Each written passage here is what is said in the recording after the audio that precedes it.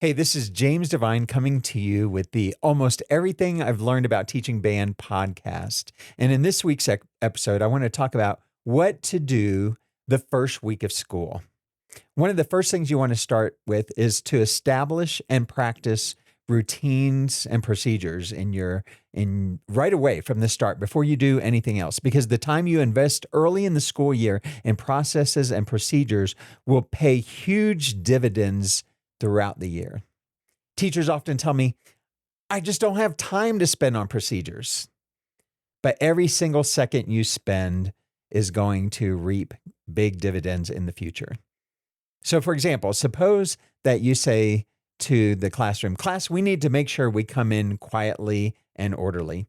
And on day 2, they come in rowdy. Day 3, they come in rowdy. And they keep continuing to come in rowdy and not following anything that you've told them to do as to how they're supposed to come in. You remind them every time, but nothing changes except you get more and more frustrated about them not following the procedure and you nag them. But let's do some band teacher math here. 180 school days times 2 minutes wasted daily ends up being 360 minutes a year that ends up being wasted. 6 hours of rehearsal time that gets wasted. Now, I don't know about you, but I can't afford to have that amount of rehearsal time wasted in my ensembles. That's a lot of rehearsal time.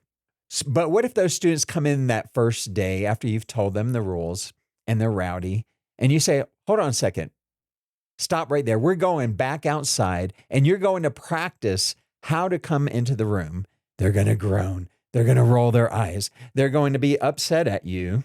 But you march them back outside the classroom and have them practice that, whether it takes 1 time, 2 times. It might take half of that first day if they don't get it right away. I've had classes like that, but usually by the second time, the students have it and they realize we don't want to do this 10 times. You've invested 2 minutes and saved 358 minutes by using this procedure. So whether we're working on music or procedures, perfect practice makes it better. Perfect practice makes it better. Keep those rules simple and get them engaged from day 1, even if they don't have their instruments yet. Every teacher that I know of seems to take the entire class periods to talk about their 47 rules to be successful in my class. The students don't care. They can't remember all the rules because every teacher has their own 47 of rules. And so their minds are overwhelmed on this first day, especially if they're just starting 6th grade or just moving to a new building, maybe moving to high school. They end up being overwhelmed. So keep it simple. I usually announce 2 rules. I have more, but that's the only ones I focus on that first day. And the first rule, come in orderly and immediately get to work. There's no stopping to do other things. There's no, can I go to the bathroom now? No, you just got here. Get your instrument out, get your materials, and get started with working. And then rule number 2, no talking during instruction.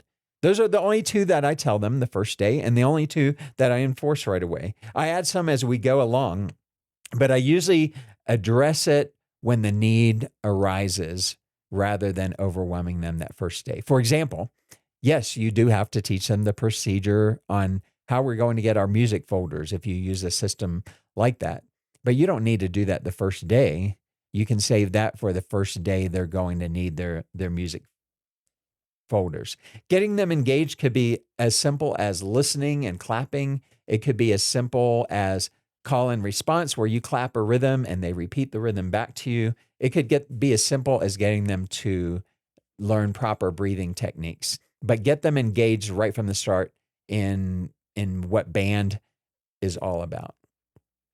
I usually tell them on the first day what my grading policy is. But once again, I keep it simple. I don't give all these explanations. I don't have 1 point if you bring your pencil, -2 if you forget your paper, +2 if you smile at the teacher, -3 if you're grouchy and grumpy. No, you everything is based off of your performance. And I give 2 grades, A+ and retake.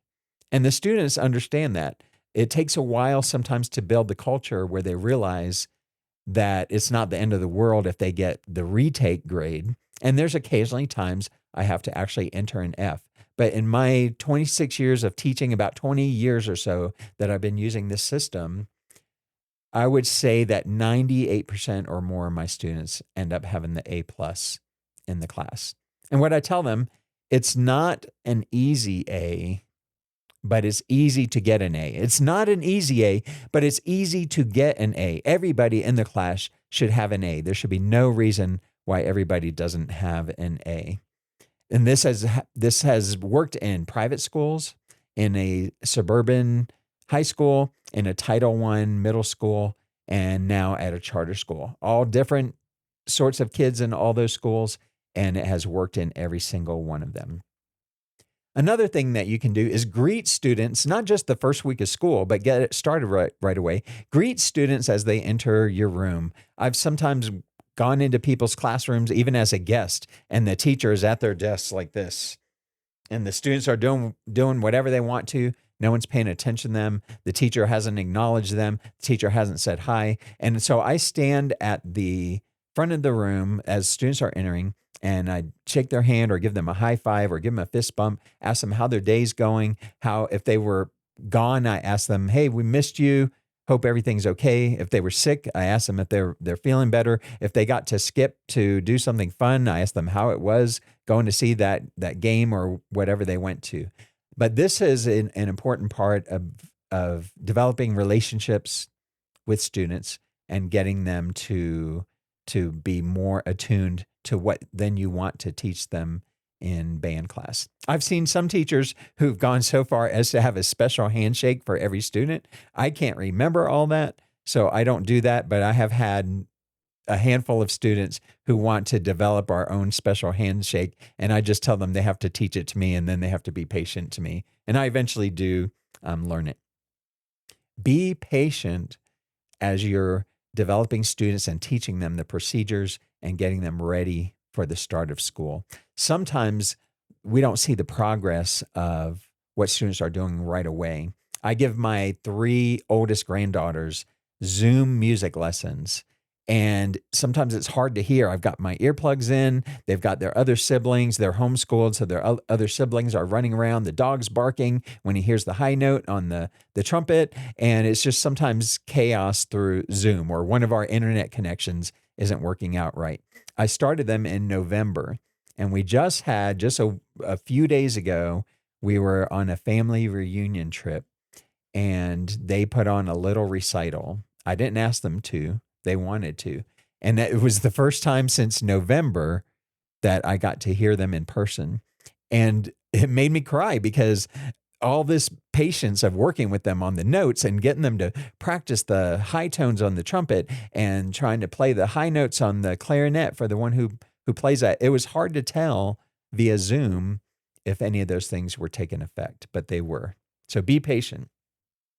Create a seating chart that's different from what you might be used to. The custodians like everything in nice straight rows, and band teachers like everything in nice little arcs with all the chairs perfectly spaced and no spaces in between them.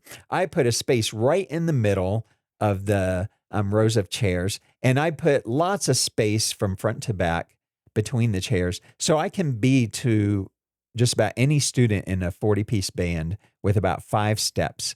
And I make sure that I am rotating around the room, and that will help you to avoid many discipline problems. And I assign them seats right from the start. There was one time I had a drummer who I had to bring to the front of the room, and I had a guest who came in, and he said, "What are you doing with the drummer in the front of the room? That's not what you do in band." But this drummer was, let's just say, he had a lot more energy than the other students. And he needed to be right there next to me so that I could keep a watch on him, sometimes tap him on the shoulder if he wasn't paying attention. And I only had to do that about a week and a half.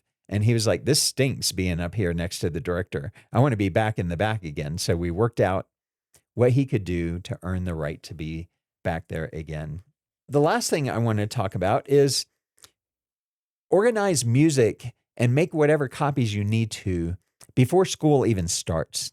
In most schools, the day before school starts, there's going to be 472 or more faculty lined up at the copy machine, and there's going to be no paper, the toner's going to be out, and it's going to be having error messages because everyone's trying to make copies at the same time. But if you plan ahead and you are there a week before that first day of school, you're going to be the only one in line making copies, and hopefully everything will work out okay. But if nothing else, you're not going to be panicked because you won't need the copies right away. I've seen teachers 2 minutes before their class starts and they're trying to make 250 copies, and the machine is jamming and they're just getting frustrated.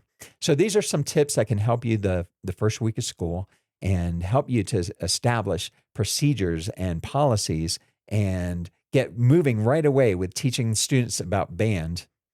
And I hope that these tips help you in your teaching. I would like to personally coach you. So if you want a free coaching call, give me a call at 719 238 4193.